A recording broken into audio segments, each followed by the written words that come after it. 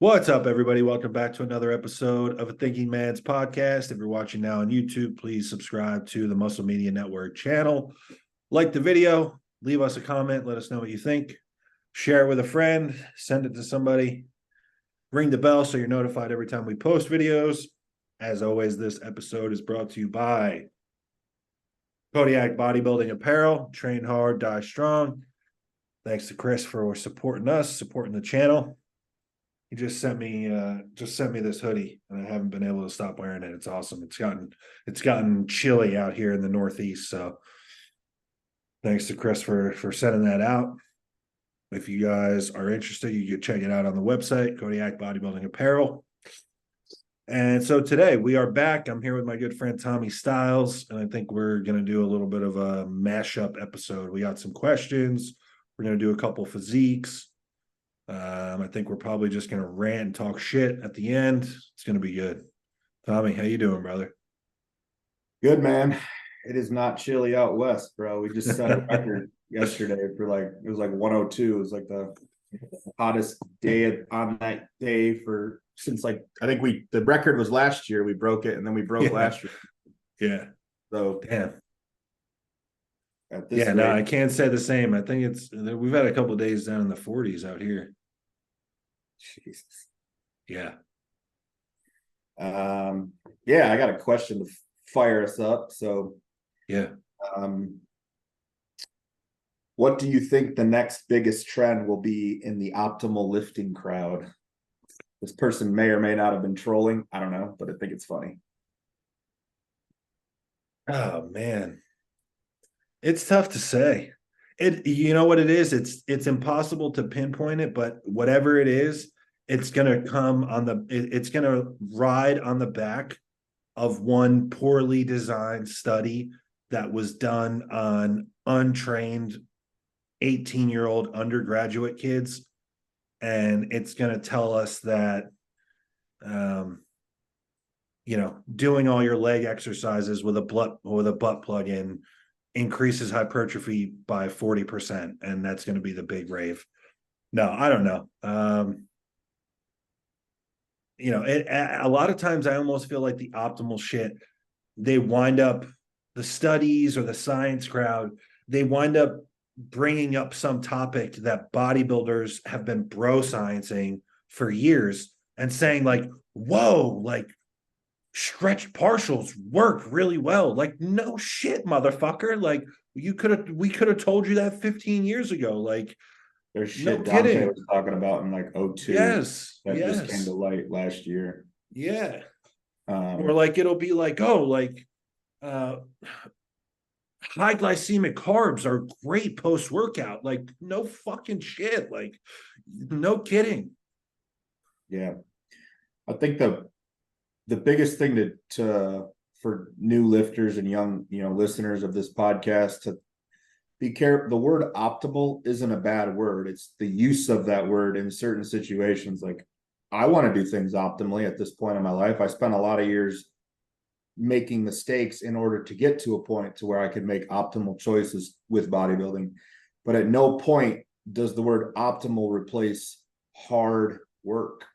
And that's where it takes someone with experience that can discern between what might be optimal and what is just trying to make things easier than what's already been proven to work. And I think that's probably the best way I can explain it is just be very careful about what's being labeled optimal, because a lot of it is just kind of trying to make things easier and take the bodybuilding out of bodybuilding. And a lot of times we see or hear people using and arguing about what is optimal when really it is being used in the context of it just being an opinion. Like, there's nothing objective to say, cut in stone, this is the most optimal way. Like, it depends. We've said that a million times on this show. It depends. Like, this is the most optimal lat row. Like, maybe if you're 5'6" and 140 pounds, the single arm cable lat row works most or best. But then what happens when you get a guy that's as wide as you, Tommy? Like you can barely even lean off to one side and get to your lat with that movement. Like, okay, at that point, like, what are we talking about? So I don't know. I think a lot of times that just ends up being a marketing gimmick or a way to signal what tribe you're in. So Yeah. more and more, I've just gotten away from it. I think there's a lot of really good stuff that those folks talk about that can be used in combination with just your bread and butter meat and potato shit. I think a good blend of both. Like if we're talking training, I think it's optimal to have a good balance of fucking slag iron heavy movements, get strong at a lot of the core movements. And then I think depending on what your physique needs, there's some isolation movements that can be set up better than what the average bodybuilder has done over the years. I think some of these things that have come along, some of the lat focus stuff, some of the elbow path or arm path for certain delt movements, all of these things have become very prominent when talking about training over the last couple of years. And I think that's for the better. But the problem, like you said, is that people mistake that and hear, oh, okay, I'm only going to do single arm cable rows. And it's like, no, like this would be an awesome complementary exercise to barbell rows, RDLs from the floor, like all these other things that you need to do first. Yeah, these other things can complement it. But yeah, Sometimes that's what's optimal isn't practical for most lifters. Like right. case in point, like every gym has dumbbells. Every single person can probably fumble their way through making a halfway decent dumbbell lateral movement. But if you get into talking about what's optimal and finding the best piece that has the best, arm path and strength curve and this and that, and it's like, Yeah. that doesn't have practicality for everyone. Maybe it has practicality for the person using it who has that piece in their gym and they have the time in their day to figure out how to make that piece beneficial for their training. But outside of that, how many people are you helping? I can help a lot more people by giving them dumbbell laterals, having them send me videos of it, critiquing their form, and just saying, hey, at a certain point, I do want you just to hoist some fucking weight up and then do a set that's a much lighter and focus on the form a little bit more. But, there's a lot of guys that have some pretty big monstrous delts who didn't have the machines that we have access to now. They did it with just pressing and laterals and dumbbells. So I think practicality has to be taken into account too. Like, am I taking the fun out of training? Am I taking the gusto out of a lifter's ability to get after it because I'm making them set themselves up in the most optimal position and do the most optimal tempo and do the most optimal breathing? It's like, man, at the end of the day, I just want you to get in there and get the fuck after it too. Yeah. Yeah. And I think context is king, like we say all the time. Like what's optimal for somebody that's 3 years into training is not going to be what's optimal for somebody 12 years into training that has a couple specific gaps in their physique before they become a threat on a national level stage. Like if you're 5 years or less into training, what's optimal is not doing a ton of these fluffy cable exercises. What's optimal in your situation is to go in and get really strong at rows, deadlifts, squats, overhead press, bench press, like dumbbell press, shrugs. Like that's what's optimal for you when you're 4 years into lifting, is to get really strong with good form at the main movements and then sprinkle in some of this other shit.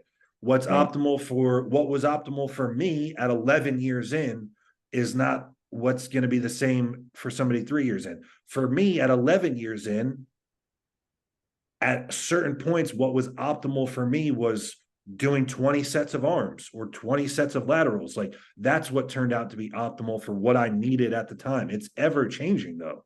Like all of a sudden, I don't need to do 20 sets of arms anymore. And it would be suboptimal for me to continue to do that. So, Right. yeah, I think context is king, like we always say. But that was a good question. Yeah. Even if it was a troll, I think it got a good response. This is interesting. It could go a lot of different ways, but not bodybuilding related, what do you do when you wake up off mentally?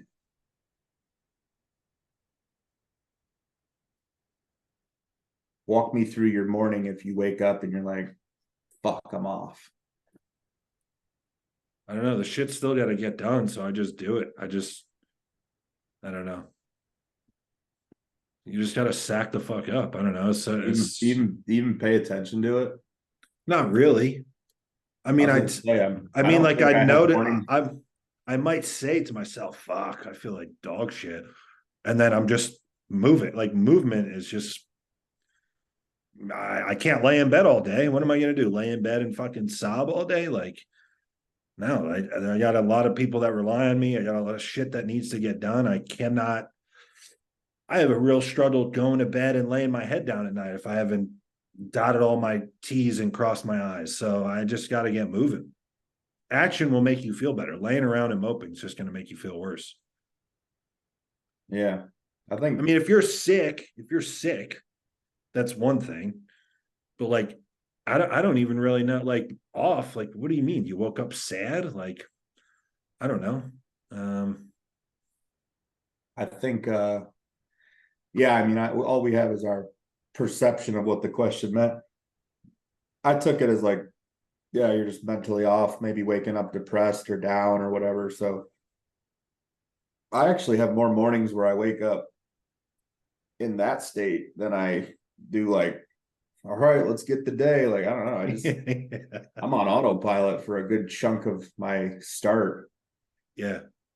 So, I don't know. My bed's real low to the ground and I'm always some level of sore or fatigued from training. That's why fatigue management makes me chuckle, because it's like I've been sore for like forever, 13 years. Yeah. But I think, yeah, like you said, the best thing you can do if you're off is just start moving, do something productive. Yeah. Some people like to make their bed, brush your teeth, take a shower, drink some coffee, go for a walk, get some sunlight. Yes. Whatever your thing is, I'm not going to act like I have some pristine morning routine. That's like, no, me either. My secret to what I do. A lot of it's just like ignore how you feel enough, and you don't even care. So I just thought that was an interesting one, because I think when people see people that are maybe where they would like to get to, they try to wonder what's the secret, especially in bodybuilding. It's like, well, how's that guy so big? What's he take? What's he do? It's like, yeah, dude, he probably does a lot of what you do. It's just accelerated, and he's been doing it for longer. Well, he's done it longer, and he's done it more consistent. The thing is, when I hear questions like this, and I'm not knocking the person that asked, I don't even know who asked. They asked you the question. I don't know what their situation is. They might be going some real life traumatic shit. I can't speak to that. I understand there's different circumstances for everything. But a lot of times when I hear questions like this, and we get asked, even like, or if someone asks, like, how do you deal with not feeling motivated? How do you deal with not feeling this or feeling this? Like, I think we're at a point that there's just entirely too much stock being put into how you feel. Like, yeah, regardless of how I feel, these same things have to happen every day. And unless something's majorly wrong, you're sick, you have a real injury that prevents you from going about like your training or certain things, like the same things just have to be done every day. And how I feel about them or how I feel internally, it just doesn't make all that much of I just don't put a ton of stock into it. Like you said, I don't wake up every day like it's all fucking sunshine and rainbows. I'm not a morning person. I'm heavier than I've ever been. I'm on more drugs than I've ever been on. I don't get great sleep because of those things. I don't wake up fucking chipper and excited for the day. Like, most of the time I'm groggy and fucking miserable waking up, and I just go about what I need to do. Yeah, I usually try to find intensity as soon as I can when I'm like that's my secret. If you want to know my secret, everyone, I just try to find intensity as fast as possible. So, maybe I play Rammstein or Lamb of God, or I just fucking start. That's good too. Music is a good one. No, music is a good one in general. Yeah. But yeah, I just try to for me, I like to do something hard. So cold water or, steps aren't hard. Shower is good. A shower is good. A walk is Yeah. good. But we've kind of touched on this in other episodes, I think, but for newer listeners, thoughts on nutrition strategies for an off season in a previously overweight client.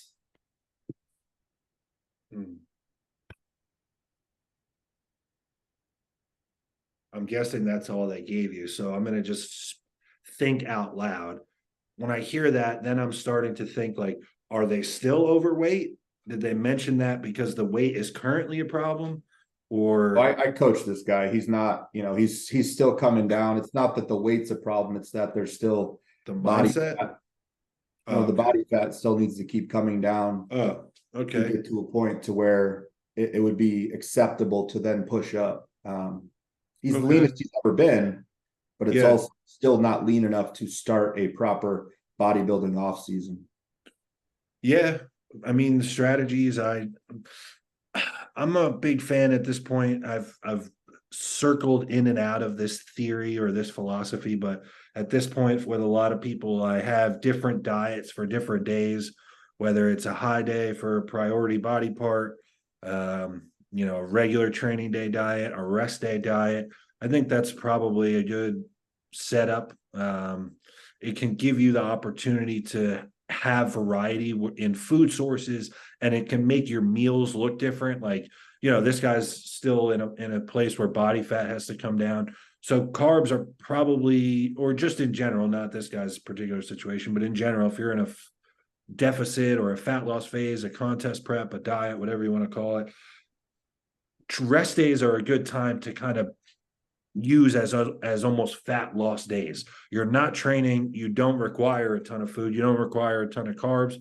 That could be a day where you do a lot of protein fat meals, and they can be enjoyable in their own right because fat's a little bit higher, whether it's with an olive oil, a nut butter, avocado, something like that. That could be good. And then in turn, like overall strategies, I would try to put the carbs, whatever carbs you are going to have in your diet, they should be around the training window, pre, intra, post. And then really, as a general rule, it would be like carbs around the training window. And then the further you get away from training, the more those carbs taper off and get less and less the further they are away from training, as a general thing. I don't know. How did you take this question? What else would you say? Yeah, nutrient partitioning was the first thing that came to my mind. Carbs, para workout, and then every other meal is either protein fat or protein veg, depending on how many macros you have allotted. Yeah. I think, with people who were overweight, they still probably, unless it's been like, years of really burning body fat and continuing to get, less and less of that fat and getting more of it off, I think you're always going to have that propensity to get fat quick. Yeah. The fat cells, even for people that have gotten contest lean, you still might have a propensity to get fat quick.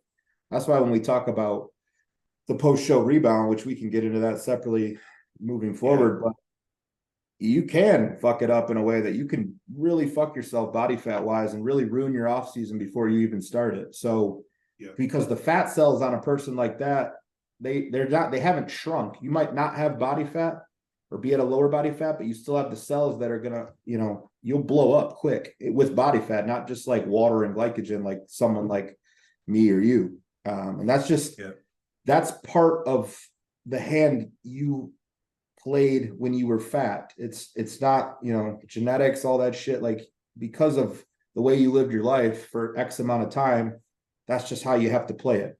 So while some people might get aggressive rebounds, it might look very different for you. It might not be aggressive at all. So, deal with it or don't. But I think keeping all the carbs around the window of highest activity and training is smart. I think a cleaner approach, as always, is going to be your best option, keeping inflammation low.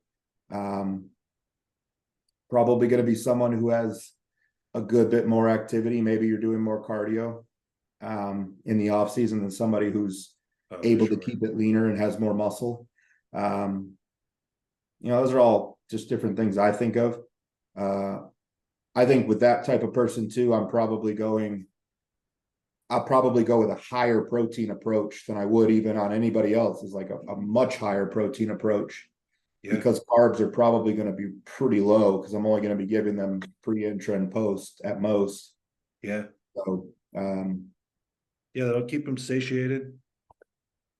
Thermic effect of food on protein is highest, so all good things. I think that person too, even outside of, or that I should just say in that situation, that person outside of keeping machine cardio in year round, like you said, that person's going to have to maintain a step count.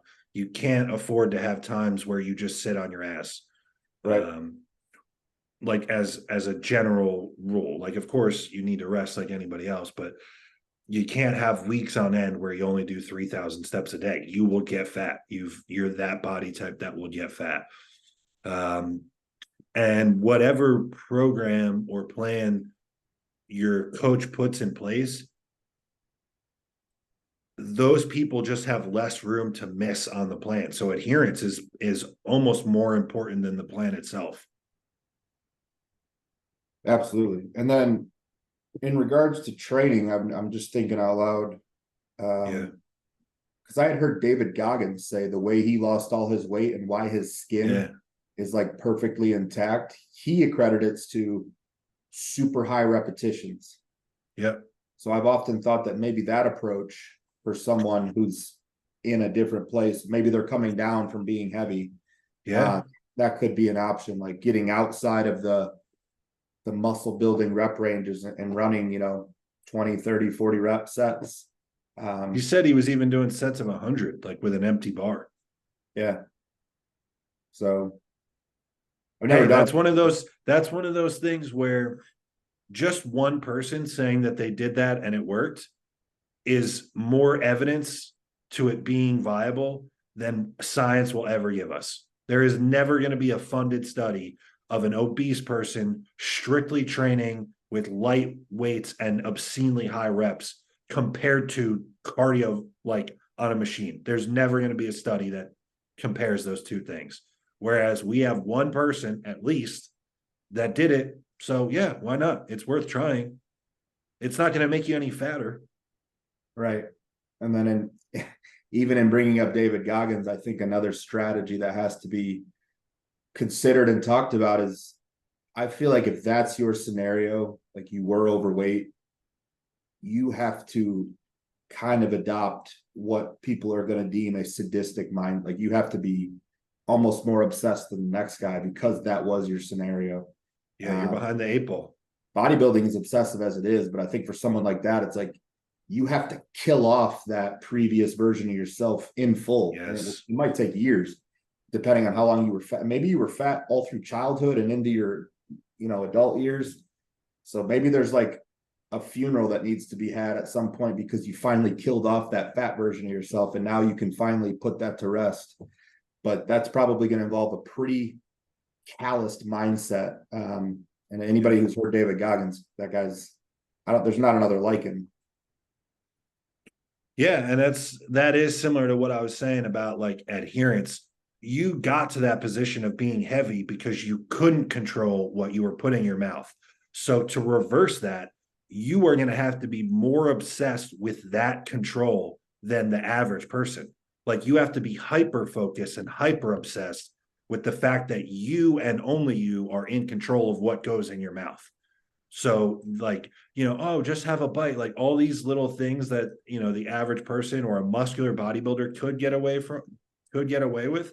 You have to be obsessive. You have to be militant about your diet adherence. Yeah. Because you're behind everybody else. You might be the person taking Tupperware to holidays because that's what your goal You should be.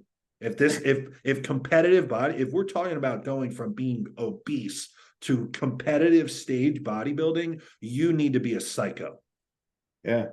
Like this, like let's not sugarcoat this. Like this is not just if we're talking about him getting on stage, That's not just like your average weight loss journey and, oh, like, reward yourself, or, let's preach balance. Like, no, like, we have given away too many fucking pats on the back and too many participation trophies in terms of what it means to get on stage. Like, this is not inclusive. This is an exclusive thing reserved for people that are fucking obsessed all year, all the time. So if you were somebody that was way on the other end of the spectrum for a long time, and you were fat and couldn't control what you put in your mouth or what you did with your body, you are going to need to be fucking obsessed. You are going to need to be the most psycho person that you've ever met to go from way on the end of the pendulum where you were fat and out of control to being so good that you are willing to show your nearly naked body on stage to an audience of people. You're going to need to be a psycho.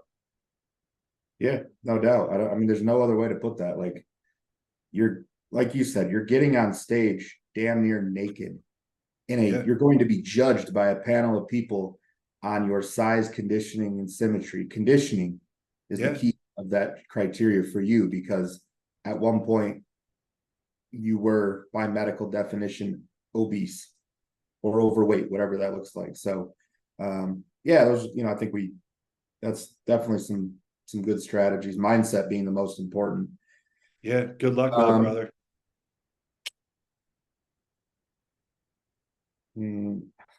This one's funny. What estrogen level are you looking for in off season? And it's a hell of a range. I just actually talked about a client with this today. I think this is one of the most willy-nilly ranges that you're going to find in real life application when compared to the clinical range that a physician or even the blood work report will show. In the US, at least, a typical blood work report might show they don't want males above 42, 45, 50, let's say. Anything above that, they're going to flag it as high. In real life application, in our context, in terms of bodybuilding, I have seen guys that look, feel, recover, perform excellent on 21 E2. And I have seen guys that look, feel, perform, recover excellent on 102. It is maybe the most volatile health marker on blood work that I've seen in terms of the range of outcomes based on the number. I've seen guys that feel terrible on 20, and I've seen guys that feel excellent on 20. I've seen guys that feel terrible and get crazy side effects on 60, and I've seen guys that feel incredible and perform like an ox on 60. So it truly is one of those numbers. Before I consider what I see on the blood work report, I simply ask my client a string of 4 or 5 questions to weed out the feedback that I need to tell me whether this is a good or bad number for this person. Are you waking up with a morning wood? Do you maintain a quality erection during sex? Do you feel like you're recovered? How do your joints feel? Do you have any unusual acne? All this stuff. After you have the answer to all of those questions, then you look at the blood report and kind of decide whether or not it needs to go up or down from there. Yeah. So LabCorp, which is a pretty common lab in the US that people use, the range for them currently, and this shit's always fluctuating, which I don't understand, but it's 7.6 is the lowest end and 42.6 is the highest end. Okay. I think that range the high end is way too low from what I've seen within bodybuilding and all the blood work I've looked at. I myself just got blood work. It was 158. I have 0 side effects of like the things you just mentioned. Yeah. So in response to this individual and anyone listening, treat the symptoms, don't treat the number. If you come back high, but you're good, that's you. Stay there. That you don't need to, especially if we're taking our testosterone out of the range and we're Superman. Why are we going to pigeonhole our estrogen into this fucking range that's 7 to 42? If anything, we want to keep the test estrogen ratio in order. So if test is going up very high, I mean, national level bodybuilder cycles are taking us like 3,000, 4,000, then estrogen in turn is probably going to be higher than what's normal. And that's just, you're only going to learn that through experience. If you're with a good TRT clinic, they won't prescribe you an AI just because they put you on TRT. If the first thing they would do is lower your test if your estrogen came back high enough, rather than bomb an AI at you. On the flip side, there's a lot of shitty TRT clinics. I think good TRT clinics, like you just said, are the exception and not the rule. I so often see people that do TRT through a clinic and they cannot wait to get them on an AI to sell another prescription. So be mindful of that. But yeah, that was really well put. That range needs to be way bigger, especially when we're manipulating our hormones. Like I said previously, I've seen guys feel incredible on all sorts of numbers. And on the flip side, I've seen guys feel terribly on all sorts of numbers. So it's completely individual. It's, like I said, maybe the most volatile blood marker that I've seen in terms of how somebody actually feels. Yeah. And as a bodybuilder who wants to put on size and be the biggest version of yourself the next time you diet down or hit the stage, you want to be able to get your estrogen as high as you can without side effects. Yes. Now, visually, you're going to be softer. That is where you have to be mentally strong and go through that process. There's a lot of guys who want to bottom out their estrogen year round because they can't mentally take being soft. They need to see, sharp abs and razored out back and glutes, all the separation. It's like, man, the more muscle you put on, the leaner you're going to stay in your off seasons. But even still, if you're trying to add more human to your frame, like you've coined, it ain't going to be pretty. It's not supposed to be. Get some baggy shirts, stay covered up, and fucking get bigger. That's all there is to it. Because high estrogen is great too. It's neuroprotective. It leads to a better environment for muscle growth. Right. And so, like you said, like it doesn't even necessarily, I don't want people to hear that and necessarily think you're automatically going to be soft or watery. Like it shouldn't make a huge difference. And if you're putting on more muscle because your hormones are in a good spot, you've created a good environment to grow in, more muscle is going to lead to you looking leaner. Like I've mentioned this a couple of times, the more muscular I've gotten, the more and more I've had people ask me, what do you do to stay lean in the off season? Get bigger. Yeah. So keeping your estrogen, like you said, as high as you can without those negative side effects is one way of doing that.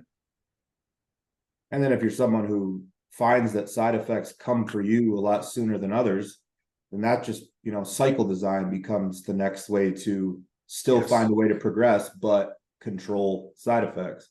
Yeah. So that's why, you guys want to ask the best question of what's the best cycle, what's the best compound. It's not one size fits all.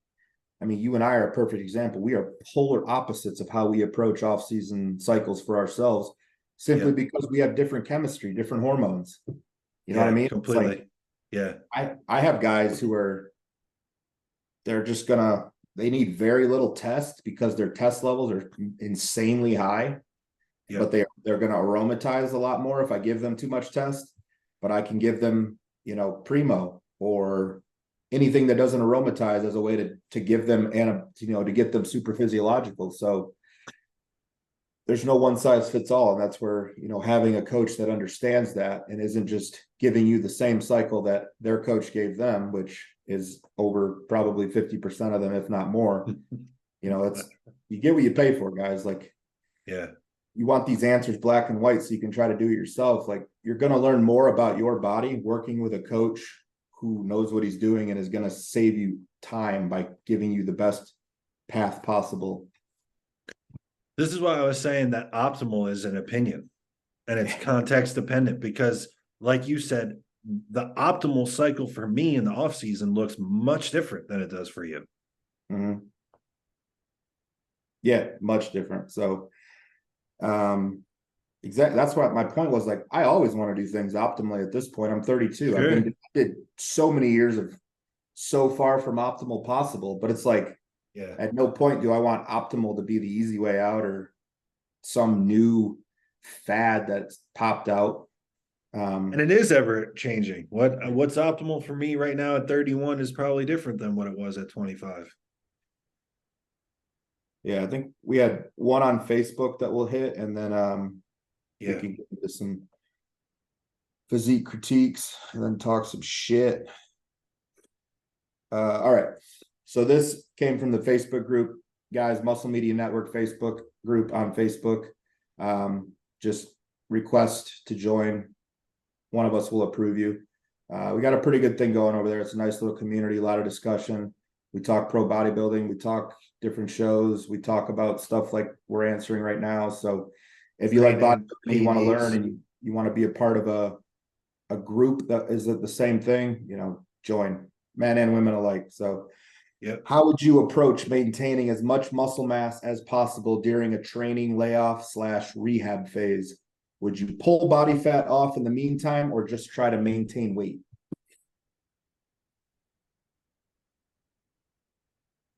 it depends. It depends.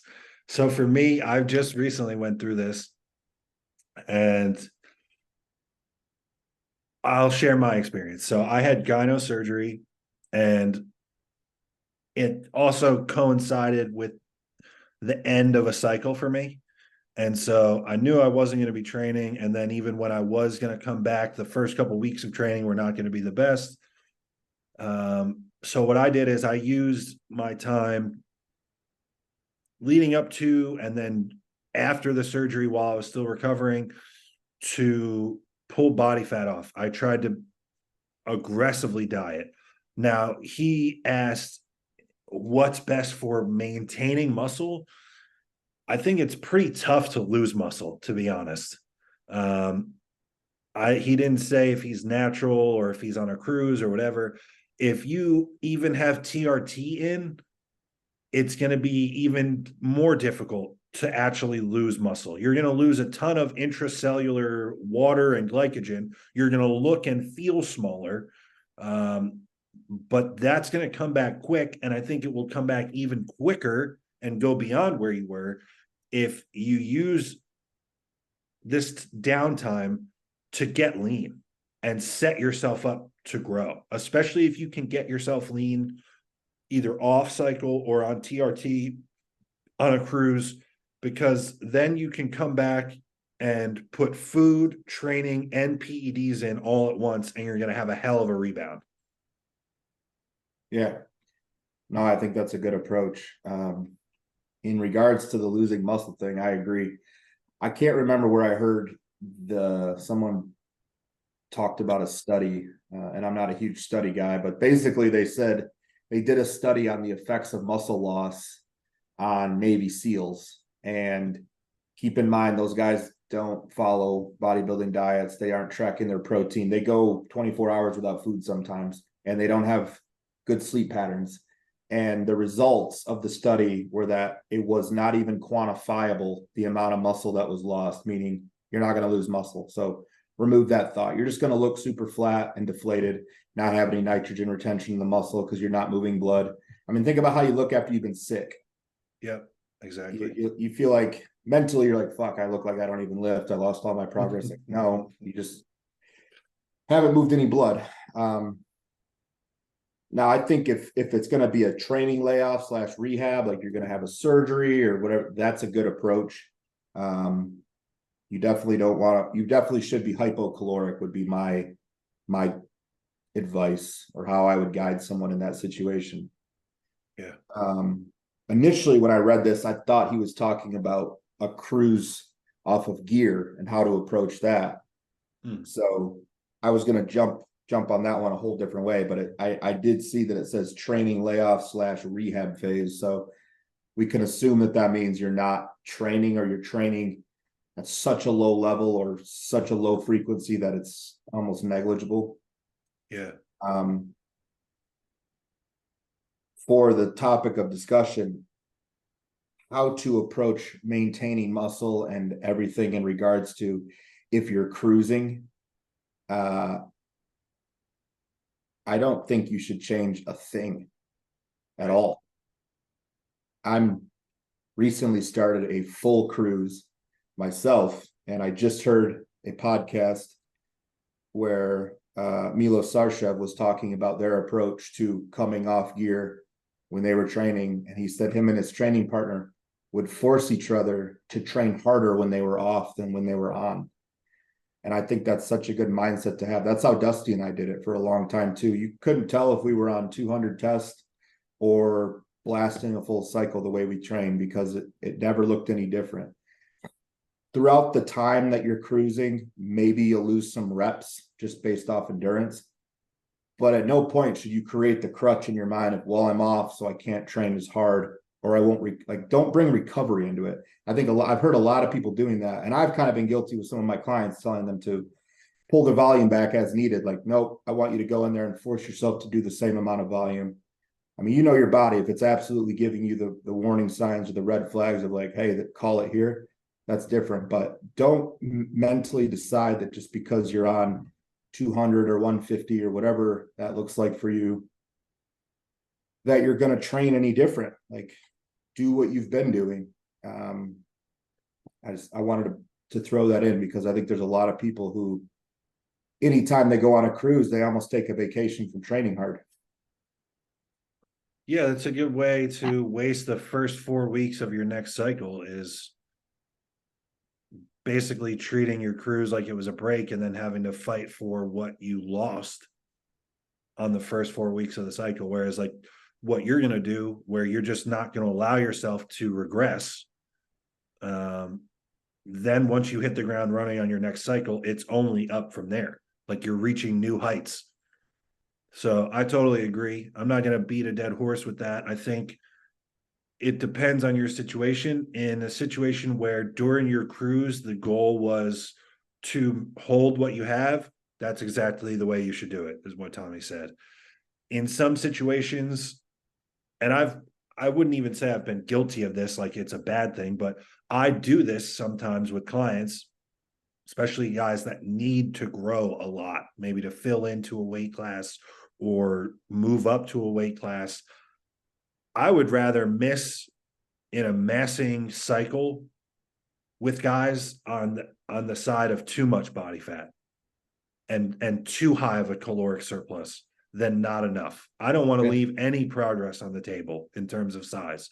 So there are times with some of my guys when the end of the cycle also signifies a time to pull a little body fat off during your cruise.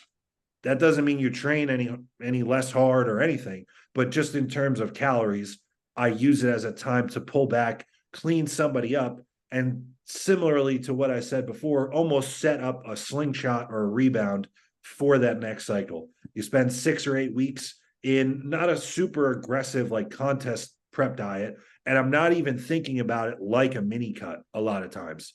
Because when I think mini cut, I think super hard diet for like 3 to 5 weeks. I'm using this as kind of just a slow deficit, pull back from that super aggressive surplus that we had when all the gear was in, clean up any of that excess fat that we can get off, and then use it as a chance to slingshot forward when the gear's back in. How long does something like that look? 6 to 8 weeks, depending on how the guy's blood work is. Yeah, and why did this cycle come to an end? Right? Like if it was the guy was just burnt out on eating a ton of food, then 4 or 6 weeks. That usually will bring somebody's diet back around, and then you dropped a little body fat and then it's ready to rock. If it was a blood work thing, it depends. It might be 8 or 10 weeks. And then in that case, let's say it's a longer cruise, right? A guy had a really long push and it's 8 or 10 weeks to get his health back. I might do the first 4 weeks as like a diet because your hormones are still kind of elevated. And then I might just slowly put calories back in from that point so that he can continue to still train hard. And kind of at that point, you are thinking about it like, I just want to hold on to what I have. Yeah, as a coach too, I look at doing something like that as like gives me feedback on how that person diets. Like, how am I going to start their prep? That's probably right. in How the aggressive do I need to be? Is this person someone who drops weight quick just by minor food changes? Or is this someone who's stubborn when it comes to losing weight? And, and if I can learn that real quick. So I can tell who the people are that are probably going to have to suffer and prep harder than other guys based off of that like 8-week phase. So it's just to look at it that way. If you're an athlete and your coach calls that, don't look at it as a negative. That's them also getting feedback for how to prep you the most optimally to bring your best physique to the stage too. So again, there's no one size fits all. There's obviously everybody's going to end up eating less as prep goes on, all that shit. But how you get to that finish line might look totally different than other guys. Yeah. Yeah, totally agree. You want to do some physiques? Yeah. Make them quick, make them brief. All right. All right. So the last guy that we left off on is James Ekroyd. Hopefully I'm saying that somewhat right. Competed in my first show over the weekend. He's 20 years old. It's 90 to 95% condition, he would say. Front relax. All right. So this is just a young guy, and there's a lot of good stuff going on here, but to nobody's surprise, he's just going to need to be bigger. Yeah. No and doubt. This pick, he's got good shape, no doubt about it. Legs look good, delts look good. In this pick, I see probably arms and chest, but this is not a time at this age to be like, have like some super specialized split or doing like tons of like optimal movements. Like, he just needs a ton of time under the iron. Yeah. Did this kid post his age too, or no? He's 20. Yeah, he's 20. Yeah. Oh shit, dude. Just fucking don't compete again till you're 22. Yeah. Nice frame for putting on muscle though. You gotta disguise the Yeah. Yeah, I would say just stick with it and just be ready to be in this for the long term. The frame is there. You did a good job getting in shape. So obviously the mindset and the process and the willingness to do the process, at least in contest prep, is there. So, bury in, decide and act, make decisions as though you're going to be here for the next 10 years doing this shit. My advice to guys and girls like this, especially if you're younger in age too, is do not diet unless it's for a show. There should be no, agreed. Maybe a quick cleanup if you do get too fat at some point, but in 10 weeks of bodybuilding, I've spent 0 time dieting unless it's in contest prep. You need size. With that frame, that's probably going to be your critique until it's not. So don't diet for vacation. Don't diet for a photo shoot. Do not spend any time going the other way when what you need to be better at competitive bodybuilding is more muscle. Agreed. That's excellent advice. JJ, we did him already. All right, Trevor Campbell, 5'11", 193, 6 weeks post show.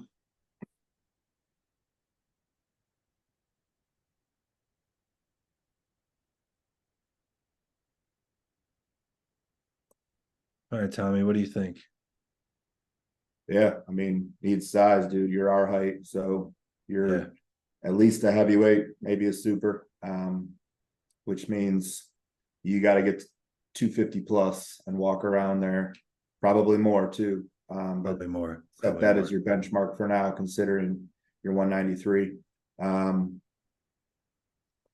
Just need a ton of size, man.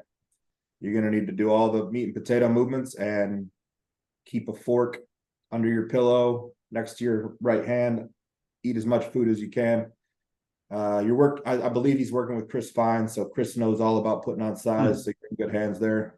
Yeah, you're in good hands. He's not gonna He's not Don't going to get cut on any stage corners. again, man, for at least till 2025. Yeah, I think that's good advice. Yeah, generally good frame, good tall frame to hold a lot of muscle. And he's like super ripped here. So I think there's just tons of room to go. Like you said, like I think he's probably looking at wanting to gain and hold another 60 or 70 pounds before you pull down for a prep. And I think even though he's not as young as that other guy you mentioned, this is another guy he should not be dieting unless it's for a contest. No, with the narrow joints and just the build and how long he's been doing this too, it looks like he could be dubbed in that hard gainer block. So for you, especially, zero dieting, man. Just stay in a surplus. You can lower the amount of the surplus if you run into like walls with food, but at no point do I think you should be hypocaloric for what the goal is. Yeah. Yeah, legs should probably be a priority, but I'm sure he already knows that too. Most of the time, we're not telling anybody. These guys don't know. Like maybe twice a week.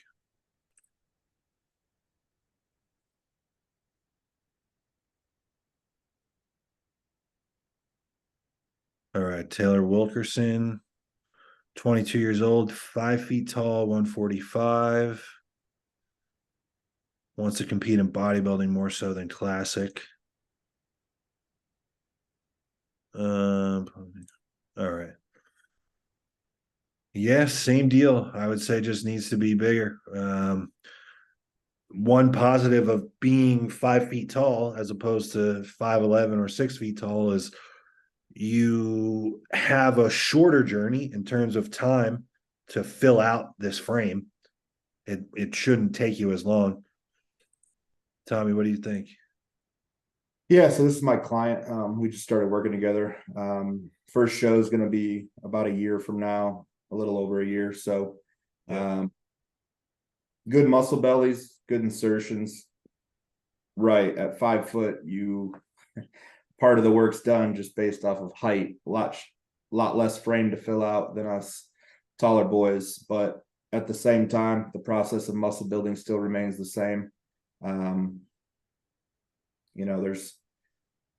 There's also the issue of making sure that you don't, get too boxy at any point. But right now, that's not a worry. At plus age too, at 22, there's just you don't have the muscle maturity. So for the younger people listening, you got to spend time under the bar and under the weight. And that's why it's so important to get strong, is to build that dense muscle tissue that's going to keep getting harder and harder as you age. You wonder why, a lot of the top Olympians are pushing 40 or over 40. It's because they've been banging iron for 2+ decades, some of them. So, that success leaves clues. If you really want to max out your physique and see what it looks like, be prepared to be a 10-year man or woman. But at the end of the day, control what you can right now. And that's training like an animal, not missing meals, and just doing everything you're supposed to check your boxes. Weak points and strengths. Again, it's hard to, I don't want to cloud you guys' heads with like, this is your weak point and this is your strength. Everything's a weak point when you're just under muscled and haven't done a show. And that's the fun part. I part of me misses when I didn't even know, like, I didn't know I had good delts. I didn't, like, nothing was remotely close to even possibly good in my mind. So you guys are at the best part of bodybuilding, because it's just all about training hard, eating as much food as possible, or whatever your coach. Just live it. Like you want the title of bodybuilder. Well, then live it. That's the job description, is just doing the same shit every day for 10 years. That's it. To be positive, I think, like you said, good muscle bellies. Arms look like down the road there'll probably be a plus. It looks like the legs are pretty good. Pretty good head start on the legs. But everything's a weak point. Everything is going to need to be bigger if you want to be a competitive bodybuilder. And like at that person's height, like I would say, like think about what the 212 guys look like. They look fucking blown. Every body part is blown out, insane looking. So work till you look like. When I think about some of those guys, Sean Clarita, obviously, and who's that guy that took second to him last year? Angel Calderon, is that who that is? Yeah. That dude is a brick tank. Yeah, I think he didn't he do or win an open show as well? Like He he's won that an good. open, he won an Yeah, open show, yeah. And Sean yeah. has too. Sean has too. Yeah, and I mean, think about too. Like, look at the Open Olympia last year. The final two guys standing were two 12 guys in Yeah. Hadi and Derek. Flex Lewis. Yeah. All right, last one. We got Keith Walden. It's an awesome last name. Yeah. Great. 5'8", 192 stage weight. So he's a true light heavyweight. Days out from nationals in June. What nationals is in June? Maybe Universe, he means. Might be a Masters guy doing Universe. That or he could be Canadian, Oh, okay. All right. but I don't know.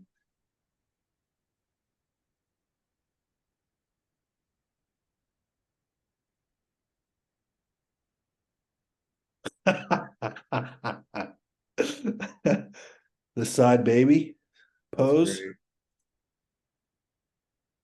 This is pretty cool. Check out his kid. He's like, whoa, dad looks like a superhero.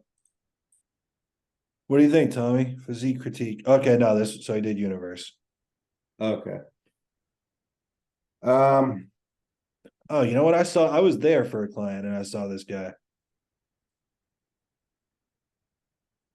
He looks polished, man. He was good, dude. And these photos, as we know, don't really do guys justice. He was good. He was a standout. Which colored trunks is he in this? The He's pink? all the way to the left here, I think. Oh, okay. All the way to the left. And then I believe he's here Yeah. and here. It's a good class of dudes. Yeah, Chris Christian won. Coronado.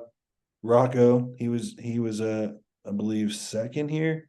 Yeah. There was a good group of guys. This was an impressive group. I think this was 35. 35 and up light heavyweight. Yeah. Yeah. This is a good physique. I mean, real balanced head to toe. I would say, arms jump out as pretty good. Yeah. Nice peak on the bicep. Midsection, good taper. Yeah.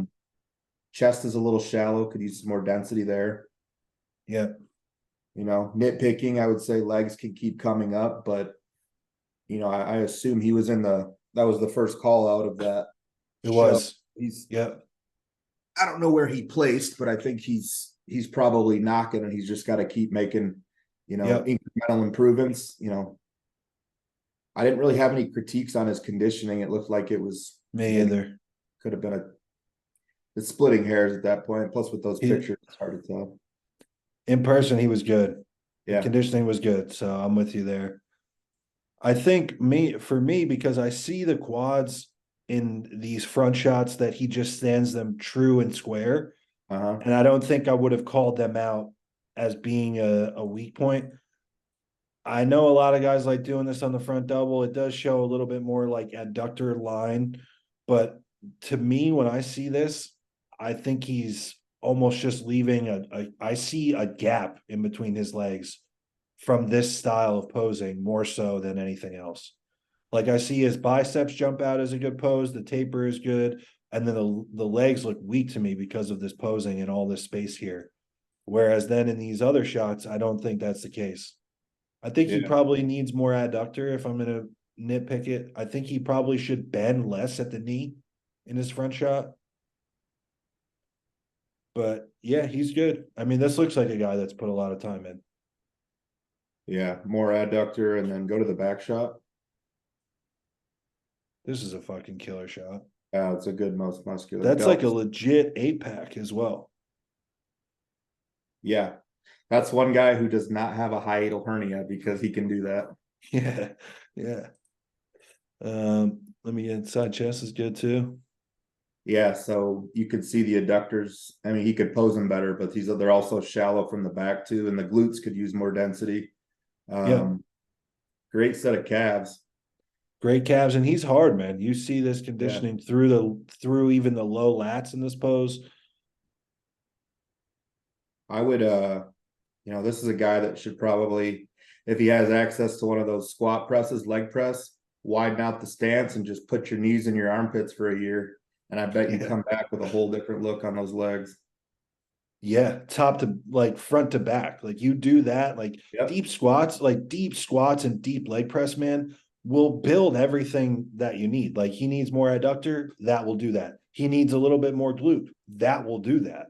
Mm-hmm. On top of like that amount of knee flexion is going to grow your quads too, of course. But yeah, he's good, man.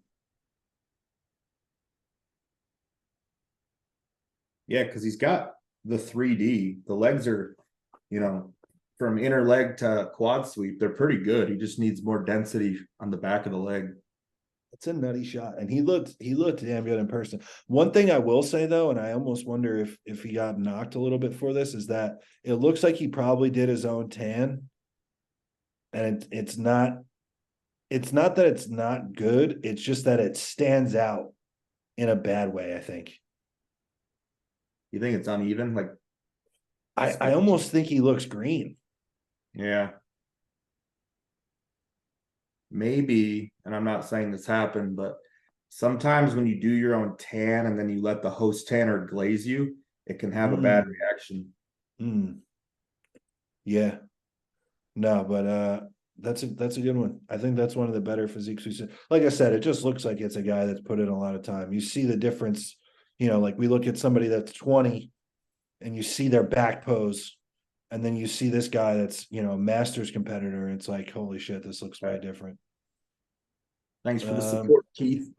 Yeah, thanks everybody. I think that's good from a physique critique standpoint. Doing 4 of them real quick is good.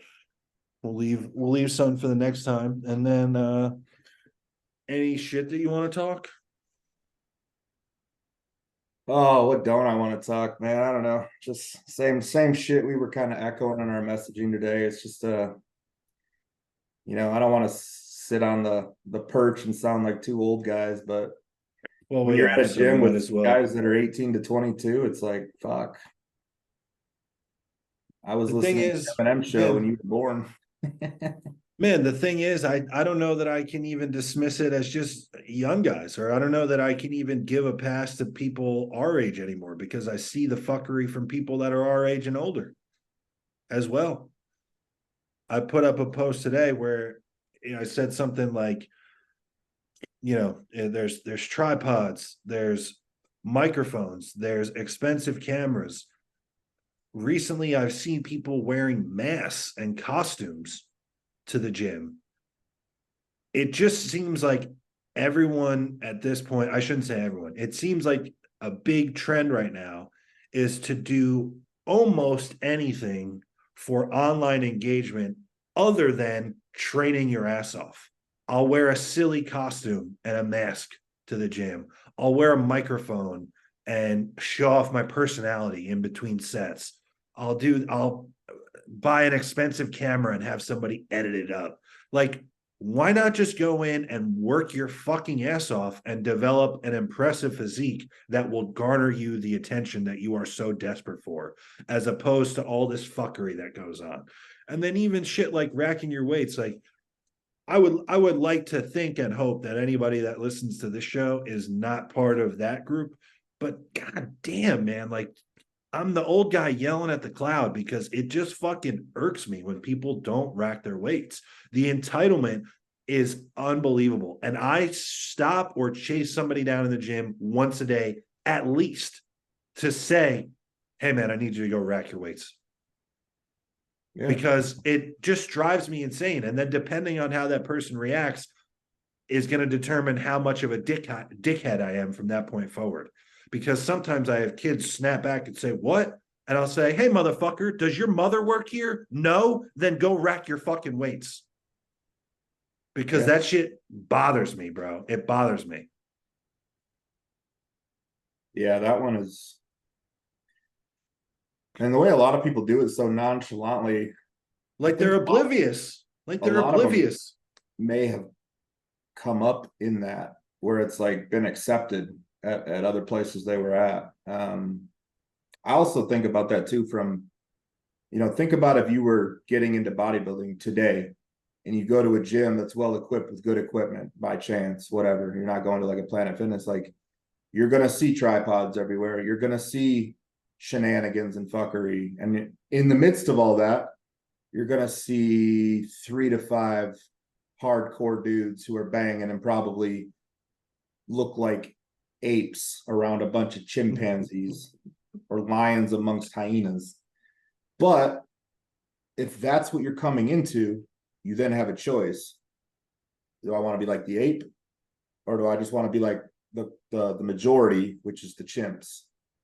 The easy path is to be like the chimps because it's a lot more obtainable sooner.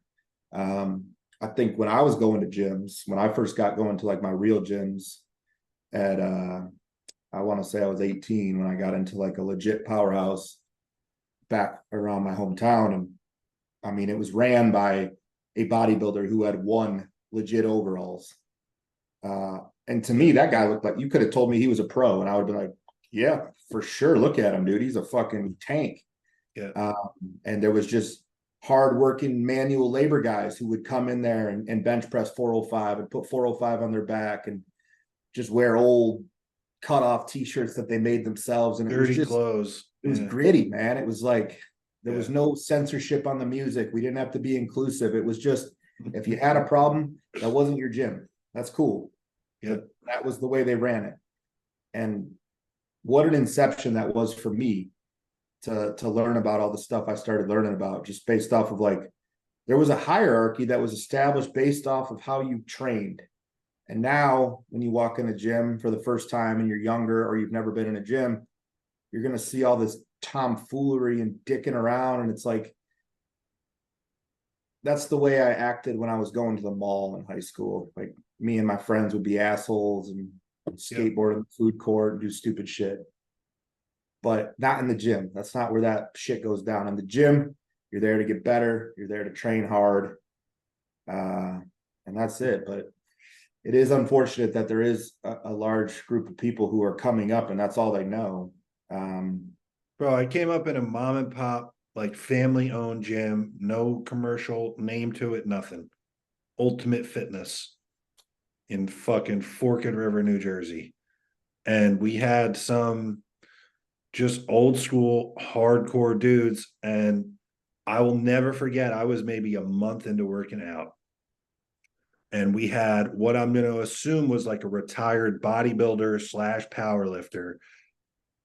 Big motherfucker, Big Bruce is what we called this guy. He was probably 5'11" and still walking around at 280 pounds with the shape of a bodybuilder and consistently squatted 6 plates to the floor on the Smith machine, benched 5 plates, inclined the 150s, like fucking real deal shit. And some kid around my age, I'm 18 or 19, and some punk kid didn't rack his weights. Big Bruce politely said something to him. This kid popped off at the mouth at Big Bruce, and Big Bruce cocked back, open palm, slapped the shit out of this kid's face. And from that day forward, I knew. And if I did that to some kid now and today, I'd be on the fucking news and I'd be canceled and I'd be arrested and there'd be a lawsuit and all this other shit. But I thank God I came up in a gym and a situation like I did, because I never forgot that. And I never made that mistake of not racking my shit. And to your point, like you said, it's difficult. I get it. These kids are a product of their time, of the times. If wearing costumes and having a sick edit on your $3,000 camera with the Rode mic and all this other shit is just day one shit. I have no physique, no credentials, no experience, no stripes earned. This is the day one shit that everybody does. If I was coming up in that, I don't know that I would be any different. So I thank God every day that I came up in the situation that I did and when I did. Yeah. I mean, I don't know what year YouTube officially took off, but I had already been lifting for multiple years before I was ever able to get on YouTube with my AOL dial-up in high school. So take that into account. But like YouTube is a career that people are choosing now. Yeah. Like, fresh out of high school or in high school in some cases. I mean, I believe there's a 15-year-old that power lifts at my gym, and he's strong, no doubt. He's pulling like 405, but he already has a YouTube channel. And it's like, on one hand, I respect it because I'm like, good for you doing something for yourself. And like, Sure. I wasn't doing that in high school, but I didn't have it wasn't a thing.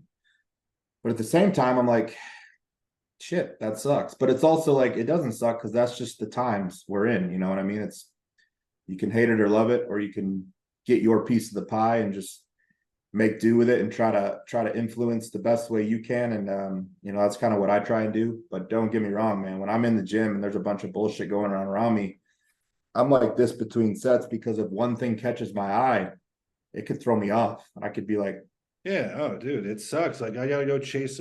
There's times somebody leaves 5 plates aside on a leg press, and like you said, just nonchalantly picks their bag up and walks away like their fucking mate is gonna come through and put the plates away for them. And I will follow somebody and go say, Yeah. tap them on the shoulder, hey buddy, you gotta come rack your weights back. And then it's like, okay, I just wasted 2 minutes in between a set. Like, I shouldn't even be doing this. I shouldn't even be bothering. I don't own the gym. I shouldn't bother, but it just, the principle of it, it's just not right. And I can't let it slide. well, even that, in And my gym, a lot of kids are quick to just pull their shirt off and start training or doing shit. And it's like, and I'm a guy who's gotten down to like my underwear pulled up into my ass crack in the gym. yeah, That's at different. 220 pounds with your fucking glutes ripped. Well, even not, it was at different times when I wasn't that weight. But the point is, like, I have to this day never trained shirtless in a gym. That's Yeah. disrespectful as fuck. Unless it's my own home gym, would I ever do that? I just don't agree with it. Like, from a hygiene standpoint, like, I'm a sweaty motherfucker when I train. I don't need to be touching fucking upholstery and shit. Like, there needs to be that barrier of a t-shirt between me and whatever I'm laying on. And it's just like, I don't want to see it. I love bodybuilding, and I get stripped down and pose in front of people just like anybody else, but I'm not in there training, and I'm definitely not filming myself training shirtless in a public gym. And like, just the utter disrespect for the gym and those around you for doing shit. Like, there's beaches if you want to go do shit like that and be shirtless. Like, don't bring that shit to the gym. It's just not cool here. Especially if you're not doing something that's pretty fucking remarkable. Bro, Like, it you used to be like, pulling, unless you happen to be in the gym with a pro that just competed, you weren't going to see somebody that was shirtless training and getting followed around by like a legitimate camera getting footage. Like, there is no barrier to entry at this point for any of these things. And it just, again, like, we can sound old or bitter about it, but like, I just think that it's a respect thing, and it's like an etiquette thing. Like, this is not just some fucking playground for you to come prance around in. Like, there's people here that take this shit serious. And there are a lot of people that just don't give a fuck to see you shirtless training. Like, they didn't, when they signed up and paid their membership fee, they didn't do so expecting that people walking around shirtless was part of the contract. And it just bothers me that there is no discretion or self-awareness about it. Yeah. Like, me and my buddy Gary Turner used to talk about this all the time. Like, unless you are fucking 2012 Phil Heath, do not under any circumstance train shirtless. No. Training shirtless, and like you said, you're the Olympiad champion, or you're doing a photo shoot and you're somebody who deserves to do a photo shoot that's worth it. You're not paying for it yourself. Okay. Bro, I remember a week after the first Olympia that I worked for Animal, flying back to New Jersey. We had Derek Lunsford in, brought him to Apollon Gym, which is like hardcore bodybuilding gym in New Jersey. He's fresh off the Olympiad. And Brian Moss wanted him to do some sets like full on shirtless. He was originally like in a stringer and shorts. And then Brian was like, all right, take your shirt off. We're going to do some chest flies. And like, off camera, he like leans into me and he goes, dude, believe it or not, I'm not even like, there's other people training and we had to ask them to move. And like, he leans into me. He's like, I'm not super comfortable with this. Like, and I always appreciated that. That always stuck with me. Like, man, this is maybe the only person on planet Earth qualified to be doing this right now. And he's not even comfortable doing this. So then when we see 165-pound fucking Joe Schmo with his camera crew and his mic and all this stuff, he's going to tell you the optimal way to build a huge chest on camera with his shirt off. Like, man, where do we draw the line? Yeah, I think it's just sense of awareness, situational awareness more than anything. It's like, if it's a crowded gym and the free weight area is packed, don't strip down and decide to start posing, especially if you're still training. The only times I've ever stripped down in the gym, I was done with my fucking workout. Yeah. And I'm And a lot of posing. times Maybe now, man, I still won't even fuck with that, dude. I could be peeled a week out tomorrow. And if my coach said, I need photos of you immediately post workout, I would do it from the locker room. Yeah, well, we actually can't take pictures or a lot.